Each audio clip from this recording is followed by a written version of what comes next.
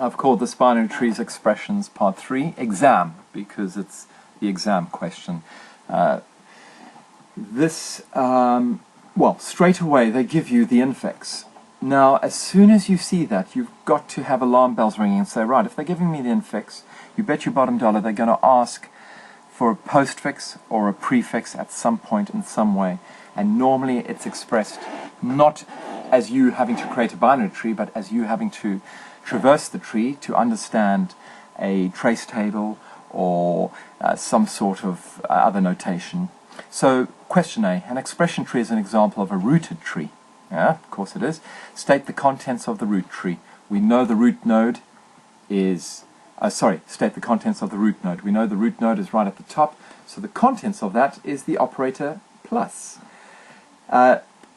List the contents of all leaf nodes. List the contents of all leaf nodes. Well, remember we said a leaf node is the end of the branch and you can go no further. So 9 and 6 are the end of this particular node and 4 is the end of that node. But in true traversal fashion, could we always go left to right? The examiner actually says they don't mind the order. So what you need to write for that answer is 4, 9 and 6. Yep, so your answer for that would be 4, 9 and 6. Here we go. Oh, and by the way, don't forget, that's known as the left subtree and that's the right subtree. Very important when we come to the next part, which is this question. The expression tree in figure 5, okay, go back, and I would sketch it next to this table to help you if it's on another page, could be represented using 3 one-dimensional arrays. Remember, a one-dimensional array is simply something that's linear. And anything that's linear, the only way to retrieve data in a linear array is through an index. Another word for index, pointer.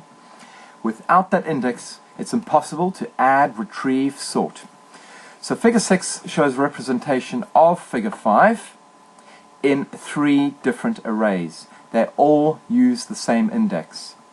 Okay, you're very lucky to get the index in the exam. They could say use a default index system, and we know a default index system would start at 0. Typical of all programs, the array automatically starts at 0, but here they're forcing the pointer to be number 1 for the first element in that array. Now, column A, look at that. Plus 4 times 9, 6. Alright? Alarm bells are ringing. There's infix. What do you think this is? This is prefix. We are adding 4 to 9 times 6. Here we are adding 4 to 9 times 6. The operator comes before the operands. What does A store? A stores the expression.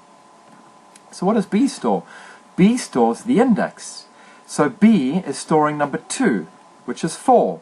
So B is storing what branch of the tree? The left branch. So C is obviously storing the right branch. Okay? And I've given you a quick hint there. We've got node, left, right. It's prefix.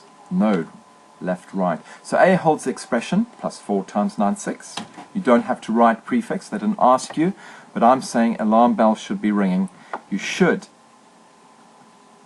be aware now. Something's coming up. You've got infix, you've got prefix. Guess what's coming up?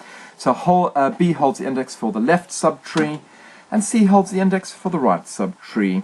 And I think we'll leave it there. There's 5 parts to the exam, but I'll keep the videos short. We'll deal with the next part in the next video.